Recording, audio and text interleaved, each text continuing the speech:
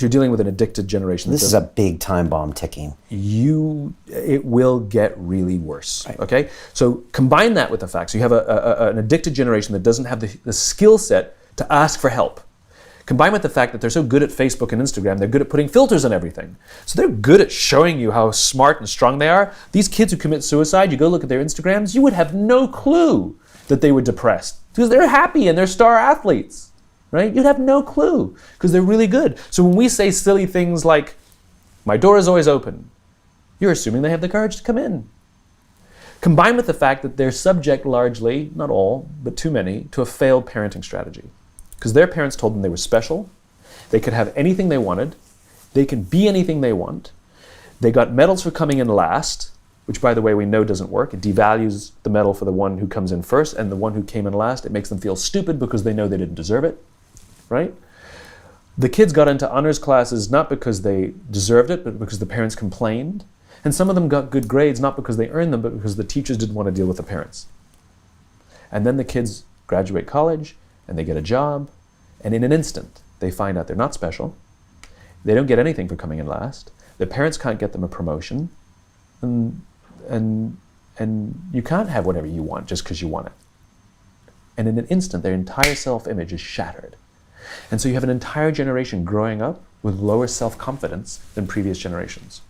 So you have lower self-confidence than previous generations, combined with an inability to ask for help with things that you're struggling with, and you turn to social media or a device, you keep checking, you count your likes, you count your followers, and if somebody unfriends you, oh my God, it's trauma, right? The way they break up with each other is they just ghost each other, just cut each other out and stop returning texts and returning phone calls because they don't have the skill set to say, hey, it's not working out, it's not me, it's you, right? There's no closure on things, right? Combined with the fact there's an institutionalized impatience. So they've grown up in a world of instant gratification. You want to buy something? You go on Amazon, it shows up the next day. You want to get in touch with someone? You don't leave a message on their machine and wait 4 hours for them to get the message. You just text them and they get back to you immediately. You want to watch a movie? You just log on and watch it. You don't have to check movie times, right? Everything happens instant. You want to get a date? Swipe right. You don't even have to muster up the courage to go up and be like, hey, You don't have to. There you go, got a date, right? And so the problem is, they're accused of being entitled. I don't think they're entitled at all. Not at all. I think they're impatient. I keep meeting these fantastic, smart, driven, ambitious, idealistic, fantastic kids who graduated school, they got a job, they want to make an impact in the world, and I go up to them and say, how's it going? And they say, I think I'm going to quit. I'm like, why? They're like, I'm not making an impact. I'm like, you've been here 8 months. And it's as if they see the summit of a mountain. It's as if they're standing at the foot of a mountain, they can see the summit, they can see the thing they want, I want to make an impact. What they don't see is the mountain, this large, immovable object. You can go up fast, you can go up slow, I don't care, but there's still a mountain.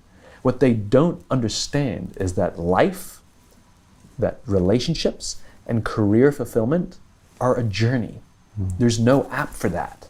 I got nothing. You gotta go through the slow, plodding, annoying, meandering process called career and life. But if they don't get it in 8 months, they go look for it somewhere else. And they don't get it, they go look for it somewhere. It's impatience.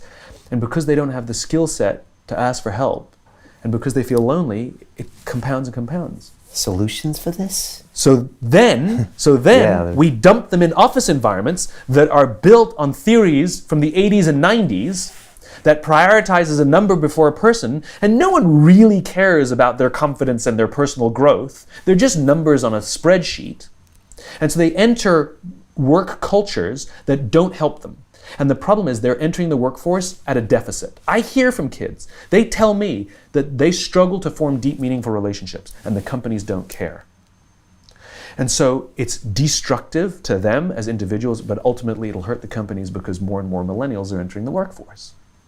I believe, to your point about solution, that now the responsibility on companies is even greater than it's ever been before to take care of its people. Because if the environments in which we're asking our youngest workers to work in isn't built to help them, I can't even imagine what the suicide and homicide and just the rates of depression an accidental death due to overdose are going to look like in the future.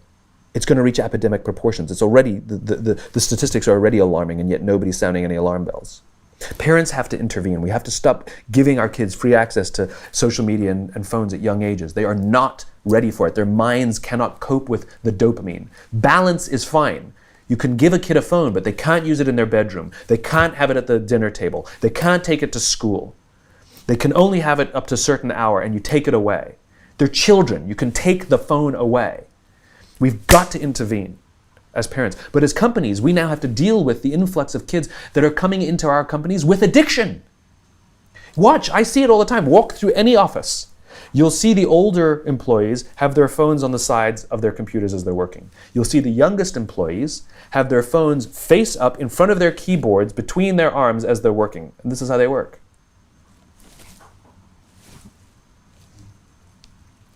And the science is alarming. They did experiments on mice where they did the multitasking. They put flashing lights to mimic going from the computer to the cell phone, the computer to the cell phone to the TV.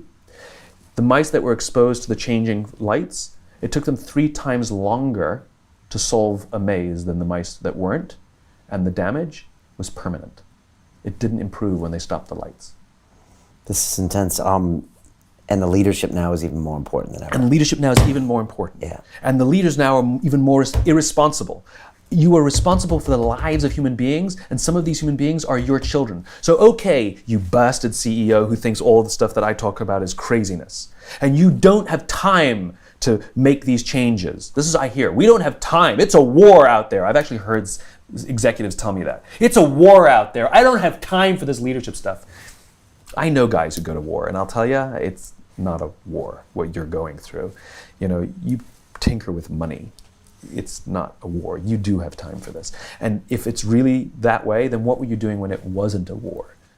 To watch the rest of this fascinating interview, click on the link below and go to londonrealacademy.com. There you can sign in with your social media, log in and watch the rest of the episode for free, along with all of our episodes on London Real, my webinars, and all of our premium content, all located over at londonrealacademy.com. So click on the link below. You'll be directed there and you can watch the rest of this fascinating interview, and I'll see you there.